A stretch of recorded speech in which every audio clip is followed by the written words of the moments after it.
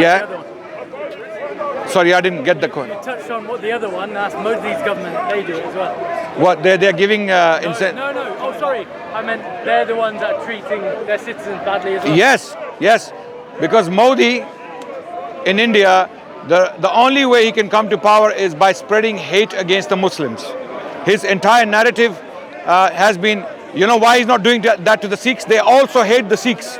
Okay? Do you know about the farmer strike? Yes, I remember, and I don't know that, I'm not that political.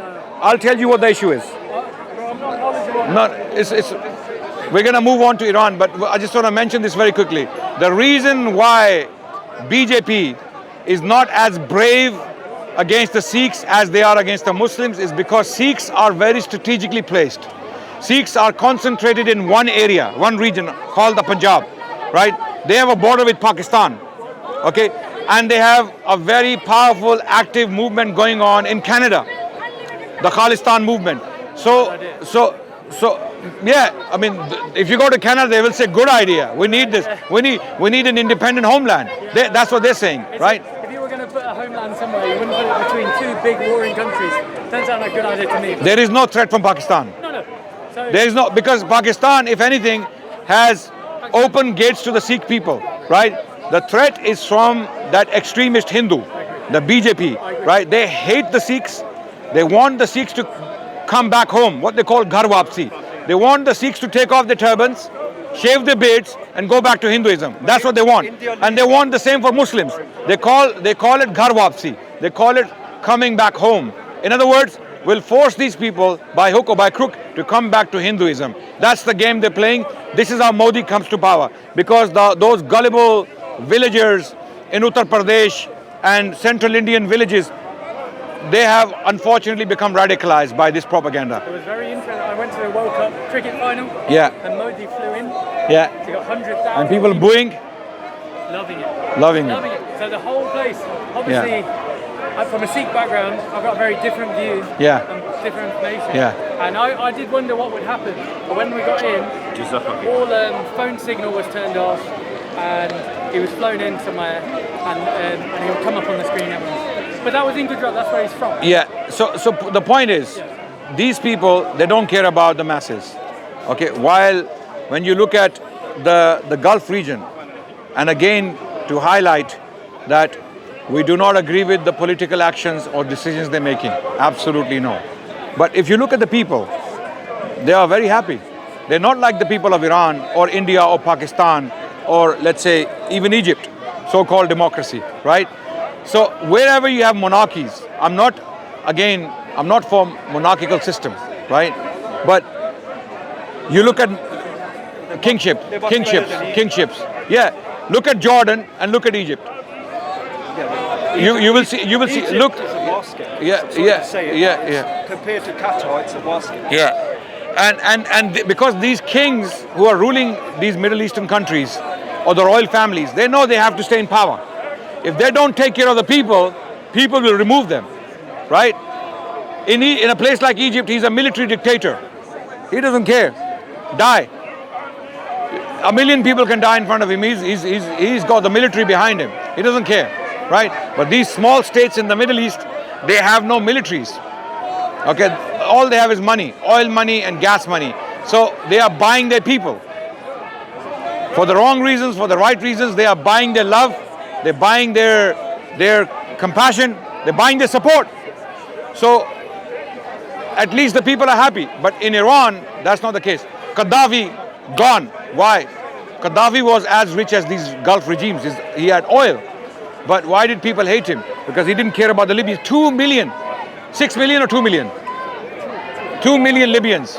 2 million. If Gaddafi was to line people up and give $1,000 to each Libyan, the money wouldn't run out. That's how rich Gaddafi was. But what? Yeah. His son's birthday parties. Mariah Carey is coming to the birthday party, and then this, what's her name? I forgot her name. The one who sang the World Cup song. Shakira. Maybe, I don't know if Shakira went to Libya.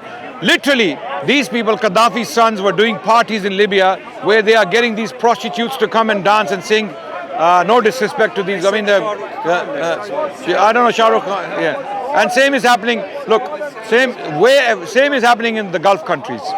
Okay, this is not the culture we need. This is not the culture we need there. Okay, where people are moral and they are living moral lives. Don't change them. Don't change them. But the point I'm making is, these people, a lot of these people are out there. They assume that we will defend these kind of evil actions. Absolutely not. We like to talk about the elephants. Instead of talking about the rabbits and the goats and the mongrels and these little culprits, we want to talk about the elephants in the room. And when you point to an elephant, that this elephant is dangerous, this elephant is going to destroy the entire neighborhood. No! What about the rabbit? What about the goat? What about the mongrel? What about the little snake there? What about this? Hello? The elephant is coming. It's going to smash your houses. No. We're going to talk about the rabbit. We want to talk about the mouse, the rat. That's the game these shills out there, they play. They want to point to this whataboutery is the game to distract, to deflect from the crimes these elephants are committing. Israel and Iran. That's the point. Thank you so much for listening. Thank you. Okay, guys, you can take these mics. So what do you think about Erdogan? Sorry? What do you think about President Erdogan? He's trying his best. I think he's possibly the most. Sorry? He's supplying oil to Israel. Yes, wrong. This gentleman raised a very good point that Erdogan is supplying oil to Israel. Absolutely wrong. Although Islamically speaking, you can do business with hostile enemies. In Islam, under strict regulations, you can do. But here in this case, any help for Israel is going towards killing our brothers and sisters. Any help towards Israel, any breathing space for the Zionist regime means another child dying in Gaza, more people being killed in Gaza. So this oxygen for the Zionist government of Israel, not the people. I'm not talking about the people. Okay, it's another question that if Israelis are innocent, the masses, because they're all occupiers, they have taken land of someone else. They have stolen the land. That's a different topic. That's a different discussion. Whether people who live in Israel are also complicit or they are also guilty of the crimes of the Israeli government. But the government, any oxygen given to the Zionist government means more innocent children dying in Gaza. Simple. So what you're saying is Erdogan has blood on his hands.